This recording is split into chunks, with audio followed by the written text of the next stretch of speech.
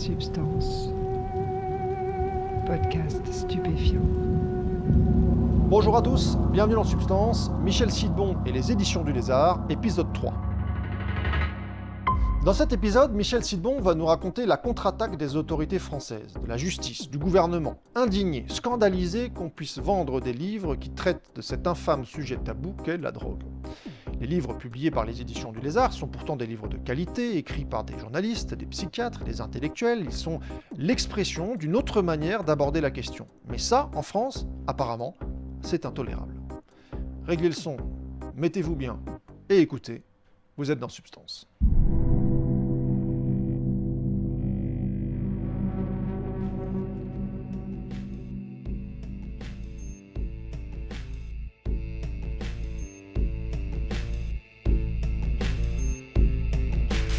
On va arriver à beaucoup pire dans la suite de l'histoire. C'était les premières intimidations qu'on a vécues. On survivait à chaque fois. C'était très curieux d'ailleurs, notre chiffre d'affaires était stable. Ce qu'on perdait à un endroit, on le regagnait ailleurs. En fait, moi j'ai toujours dit ça faisait pas mal, mais en fait ça freinait notre progression bien sûr. Sinon on aurait progressé ces années-là. Beaucoup plus, on aurait eu plus de succès c'est sûr. Mais finalement, on va dire on avait des dommages limités. Il y aurait eu une logique commerciale, par exemple la Fnac aurait joué le jeu et aurait diffusé dans tous ses magasins, et Virgin et tout le monde. Ah ben là, s'ils avaient joué le jeu commercial, la logique vraiment du sans préjugés, là on aurait été une grosse maison d'édition très riche. On avait fait un petit succès raisonnable, mais on aurait fait un très gros succès si tout le monde avait joué le jeu. Et les intimidations diverses vont réduire encore la marge de manœuvre, etc. Et donc on va vivoter bien, disons, de cette année 93 jusqu'à une année 2004.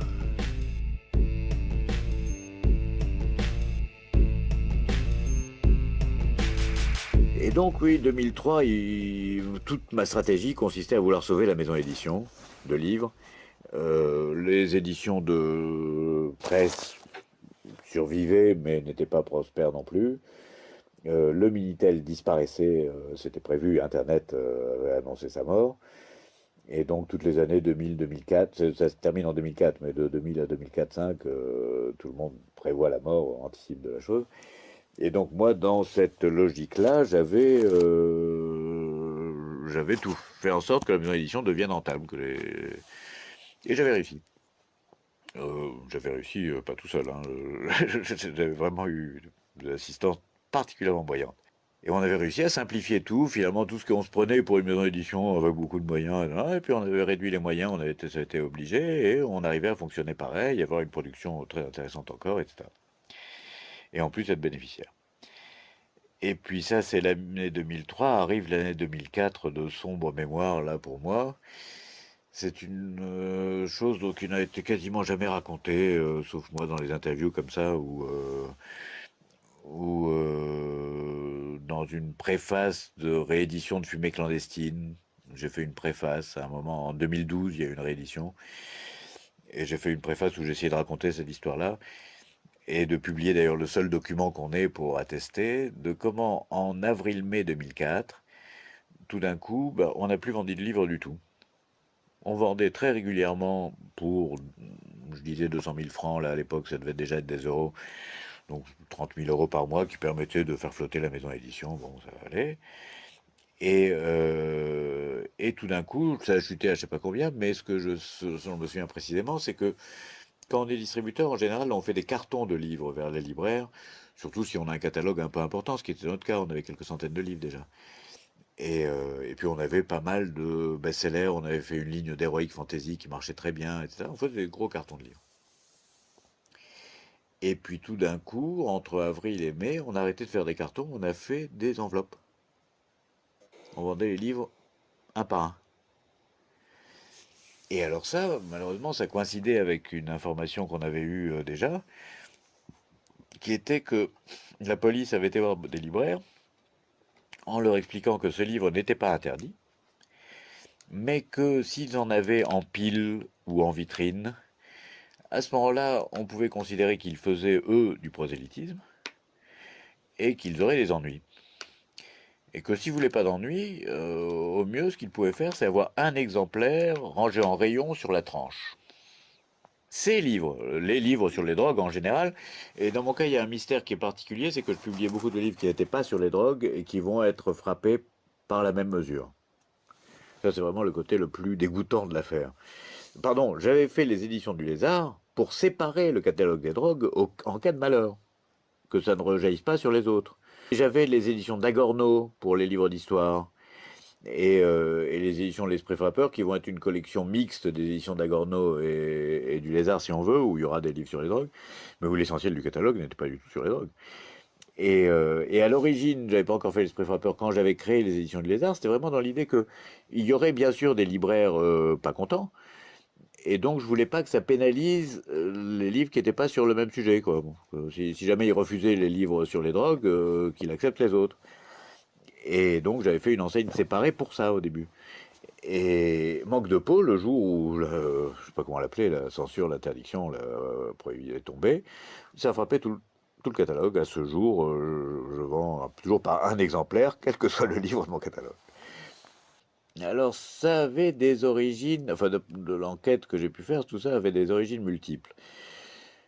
Une d'entre elles, on avait eu une procédure judiciaire contre un livre finalement, qui était Culture en placard de Ed Rosenthal, et que j'avais publié dans une collection que j'avais appelée L630, du nom de la loi qui interdit les livres justement, et où j'avais tenu à ce que le livre soit reproduit vraiment à l'identique de l'édition américaine et anglaise, pour montrer que c'était légal ailleurs et qu'il n'y avait pas de raison que ce soit pas légal ici.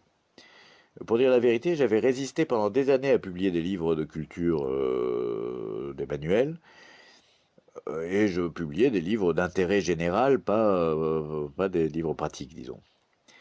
Fix avait glissé dans son livre des conseils pratiques, mais c'était pas ma ligne éditoriale du tout. Au contraire, je m'étais opposé à ça, parce que je considérais que depuis le début, je gérais un peu l'interdiction, au sens où, là, il faut peut-être récapituler plus loin, depuis les années 70, depuis la loi de 70, le 31 décembre 1970, tous les éditeurs s'étaient auto-censurés, puisque la loi contenait cet article L630 qui interdisait de faire des livres présentant sous un jour favorable, etc.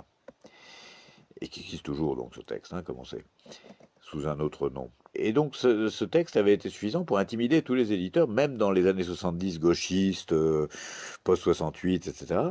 Il y a très peu d'éditeurs qui vont se mouiller à publier des livres. Il y en a quelques-uns à l'époque. Et puis ça se termine complètement, 77 c'est fini. Mishka publie le sien à l'époque, il y a un ou deux trucs que j'ai retrouvés après, mais vraiment même pas sur les doigts d'une main. Et par contre, dans les années 80, c'était complètement fini. Il n'y avait plus que Il n'y a pas de drogué heureux de Claude Olivenstein, Mon enfant se drogue, qu'est-ce que je dois faire, Je suis un junkie repenti, c'était tout. Et c'est dans ce climat-là que va arriver Fumée clandestine chez Ramsay. Mais Ramsay était très parano, avait fait une couverture où la feuille de cannabis n'était pas reconnaissable. Le titre, il y avait en sous-titre, il était une fois le cannabis. En petit, mais si je veux dire, c'était Fumée clandestine. Enfin bon.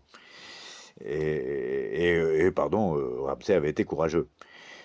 Et moi j'arrivais en attaquant bien en tête le truc en disant vous ne pouvez pas nous interdire de présenter les choses sous un jour véridique. Et de fait, je ne sais pas si c'est ma rhétorique qui m'avait protégé, mais je n'ai pas été attaqué du tout. J'ai publié des dizaines de livres sur toutes les drogues, et je n'avais pas été attaqué du tout. Et par contre, je m'étais auto-interdit de faire des manuels de culture de cannabis, parce que là, je trouvais que c'était plus d'intérêt général. Ah, c'était vraiment une aide. Enfin bref, je voyais que dans cette logique bizarre de la gestion de cette prohibition, ça allait être plus risqué. Et donc j'étais contre. En plus, parce que je trouvais pas ça intéressant, je trouvais plus intéressant les livres intéressants, pour dire la vérité. Et je résistais, tous mes camarades militants, etc., étaient tous des consommateurs qui voulaient faire leur placard, etc. Nanana.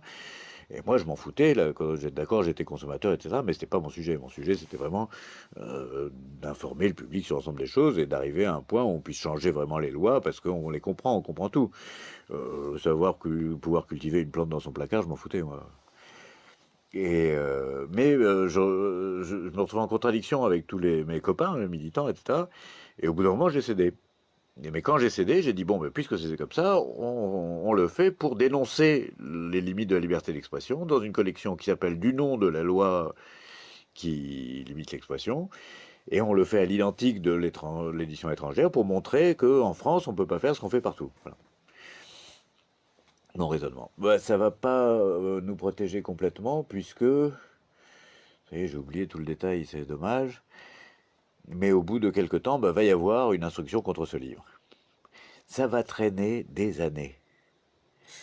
Au bout d'un moment, je me disais, c'est du bidon, c'est comme d'habitude, ils vont rien faire. Je suis convoqué plusieurs fois, je devenais un habitué de la brigade des stupes, là, du service de communication de la brigade des stupéfiants qui avait été créé contre nous, qui n'existait pas avant. La brigade des stupéfiants est une brigade de répression des dealers. Et tout d'un coup, au sein de la brigade des stupéfiants, était apparue une brigade chargée de la communication, qui n'a rien à voir avec la répression des dealers, où d'ailleurs au début, ils pensaient qu'on était des dealers qui blanchissaient notre argent dans l'édition. Mais quand ils ont vu que je faisais du Minitel, malheureusement, ils n'ont pas pu pousser beaucoup plus loin leurs soupçons. Mais au début, c'est la brigade des stupéfiants qui vient nous chercher des noises. Une des premières fois, c'est Jean-Pierre Galland qui est arrêté, pareil, embarqué au Quai des Orfèvres, gardé à vue, lui, plus de 24 heures.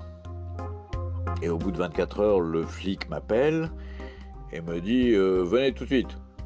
À l'époque, j'étais un businessman respectable. Je dis écoutez, vous permettez tout de suite, on prend rendez-vous, je viendrai quand je peux. Et il me dit non, tout de suite, sinon je ne libère pas.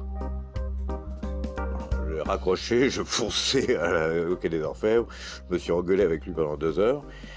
Et lui, l'inspecteur Signolet, le pionnier du combat contre nous, donc, était le chef de la brigade des overdoses, qu'il avait inventé précédemment. C'était un flic imaginatif. Et la brigade des overdoses, c'était quand il y avait une overdose, quelqu'un était mort d'overdose, à ce moment-là, la brigade des stupes se précipitait, parce que c'était très intéressant, l'environnement était fragilisé par le décès. Et donc ça permettait de faire parler les gens et de remonter les filières, etc. Il a fait une brigade un peu dure, comme ça, qui allait dans le... Et puis surtout, qui voyait des choses absolument horribles, il passait leur temps à ramasser des cadavres. Donc il était un peu motivé contre les drogues, on pouvait comprendre pourquoi. Enragé.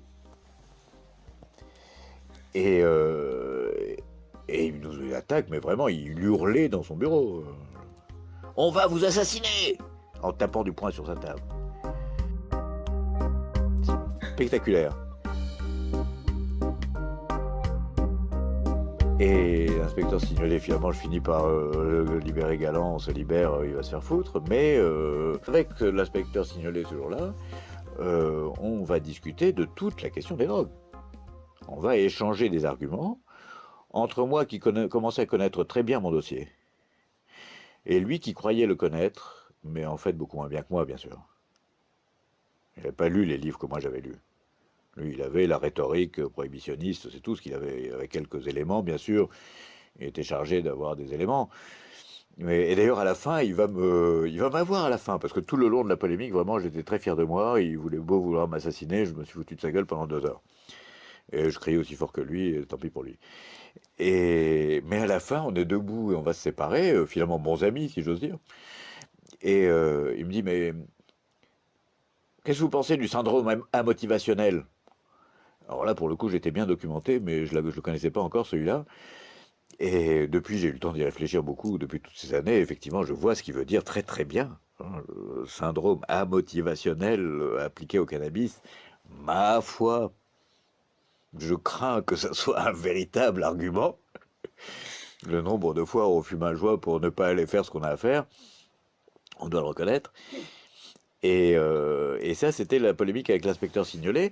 Le même inspecteur Signolet va promouvoir donc au sein de la brigade des stupéfiants une brigade chargée de réprimer nous, les éditeurs, les militants, les gens qui ne trafiquaient pas des drogues mais trafiquaient des idées, et devient une brigade idéologique, ce qui n'était pas du tout sa fonction à l'origine. La brigade des stupéfiants réprime les trafiquants, c'est tout. Et à tel point qu'au bout de quelques années, il crée une vraie brigade de communication. Et pour justifier de la chose, qui va énormément servir, puisqu'elle va aller faire de la propagande dans les établissements scolaires. Je ne sais pas si vous avez eu connaissance de ce phénomène qui existe encore aujourd'hui, je suppose, où des policiers viennent dans les classes de 4e, 3e, seconde, première, je ne sais pas quoi, pour expliquer aux élèves, à l'époque ça se faisait banalement, que le cannabis c'est moins bien que le pastis. Et c'est des policiers avinés en général qui arrivaient, enfin bon, bref. En tout cas, on s'est beaucoup moqué d'eux. La brigade, je ne sais pas comment elle s'appelle, mais elle a un nom, brigade de la communication, on va l'appeler, et qui donc avait ces deux fonctions. La première, c'était de nous combattre nous, mais comme il fallait justifier de leur budget et de leur existence, ils avaient trouvé cette autre chose qui était de nous combattre, si j'ose dire, sur le terrain, en allant directement parler aux enfants. Et, et donc, ils avaient tout un problème qui devait se former. Moi, j'avais vu la patronne du truc, qui était une dame gentille d'ailleurs. Comme j'étais convoqué souvent, une fois j'avais eu l'occasion de rencontrer la patronne. Et ils n'étaient pas trop méchants dans cette brigade de communication. Ils étaient beaucoup plus gentils que l'inspecteur Signolet avant. C'était des intellectuels plutôt. Et donc là, je me faisais un plaisir, mes interrogatoires, je leur expliquais la vie, je kiffais, moi. Et une fois, j'avais eu la patronne du truc, et elle m'avouait qu'elle y connaissait rien, qu'elle passait son temps à faire le tour du monde de colloque en colloque pour essayer de comprendre quelque chose. Et effectivement, je connaissais beaucoup mieux, je lui expliquais le sujet, quoi. Ça a été terrible, parce que de fil en aiguille, le patron de ce truc-là va s'appeler un inspecteur qu'on appelle Bordia, je crois. Alors lui, je lui en veux spécialement parce qu'il va être contemporain donc de notre interdiction. C'est la brigade des stupéfiants qui, en France et en Navarre, va aller sur les instructions, si on veut, de Bordia, avec l'aval du ministre de l'Intérieur, Nicolas Sarkozy à l'époque, armé d'un jugement contre culture en placard qu'ils avaient fini par obtenir. On a eu une condamnation une fois à 3500 €, je crois, pour un livre qui s'était vendu à plus de 35 000 exemplaires au moment du procès, et que donc l'amende était très raisonnable. Et les attendus du jugement étaient très gentils, où le juge disait qu'on avait bien sûr raison, mais que quand même, étant donné la loi, on pouvait nous condamner, mais très symboliquement, le livre n'était pas interdit. Mais n'empêche que, armé de cette décision de justice, armé surtout d'une circulaire que le ministre de la Justice de l'époque, un certain Dominique Perben, avait osé écrire sur notre sujet, où, quand je l'avais lu, j'avais dit, ah bah, s'il a raison, oui, on ne peut pas faire ce qu'on fait. Mais c'était pas la loi. C'était une extrapolation de la loi. Et il avait carrément osé, je l'ai découvert récemment ça, trafiquer des décisions de Cour de cassation, où la décision de Cour de cassation avait dit une chose et il lui faisait dire le contraire. Puisque c'était de savoir si le libraire pouvait être responsable ou pas. La loi de 1880 sur la presse, qui fonde la liberté d'expression et sans laquelle il n'y en a pas, est très précise sur la question. Sont responsables l'auteur et l'éditeur, point à la ligne.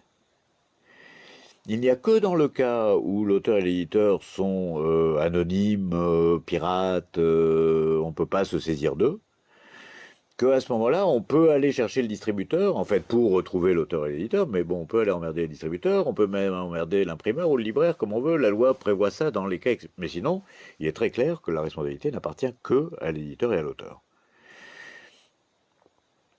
Et c'est le fondement absolu de la liberté d'expression.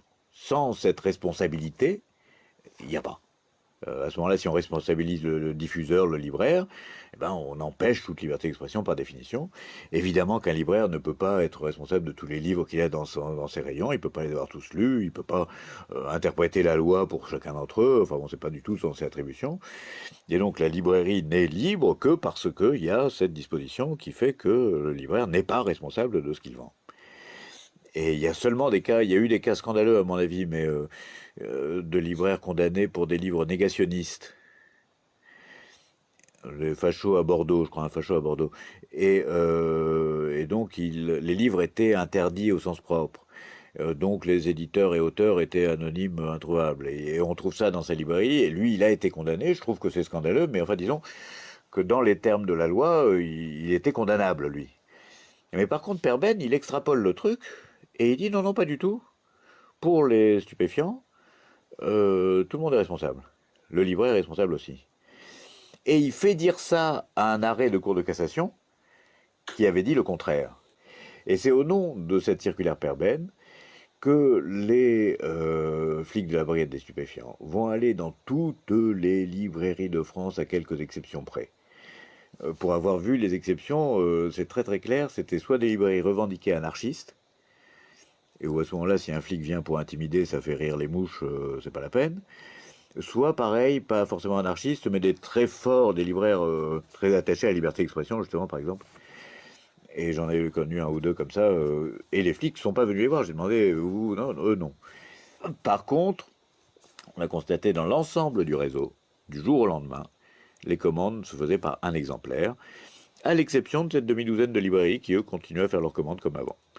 Parce que par un exemplaire, un libraire ne commande jamais un exemplaire. Enfin, plutôt, il commande un exemplaire quand c'est une commande client. Sinon, quand il le fait pour ses rayons, enfin, ça dépend des libraires. Il y a des libraires qui, pour leur fond, achètent un exemplaire pour enrichir le fond. Mais sinon, un libraire, il ne travaille pas sur le fond, au contraire, il travaille sur ce qui circule. Et donc, il prend toujours plusieurs exemplaires, parce que quand il a vendu un exemplaire, il n'en a plus, ça sert à rien. Il en prend au moins 2, ou 3, ou 4 ou 5, il fait une pile à ce moment-là. Et c'est ça le sens de son métier, c'est de vendre, c'est pas de stocker. C'était il y a 20 ans, et c'est encore en vigueur.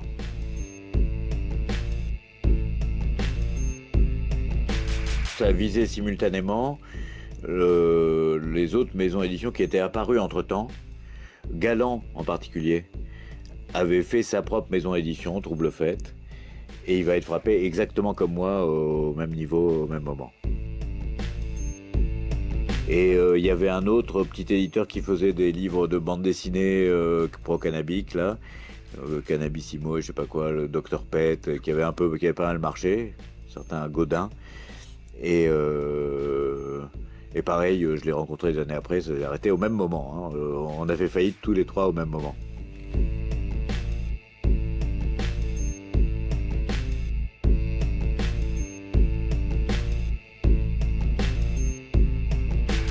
J'ai beau connaître la version pathologique de nos institutions pour la consommation de drogue, je suis quand même choqué. Choqué qu'un gouvernement ait pu mettre en place l'opération décrite par Michel Sidbon pour asphyxier économiquement des maisons d'édition qui avaient le malheur de vouloir informer sur un phénomène qui concerne des millions de Français. Avant de vous quitter, je vous rappelle que vous pouvez soutenir le podcast si vous le souhaitez grâce à une page Tipeee dont vous trouverez le lien en description. Dans le prochain épisode, vous entendrez pourquoi, malgré le naufrage brutal des éditions du Lézard, Michel Sidbon a quand même remporté une bataille majeure. D'ici là, portez-vous bien.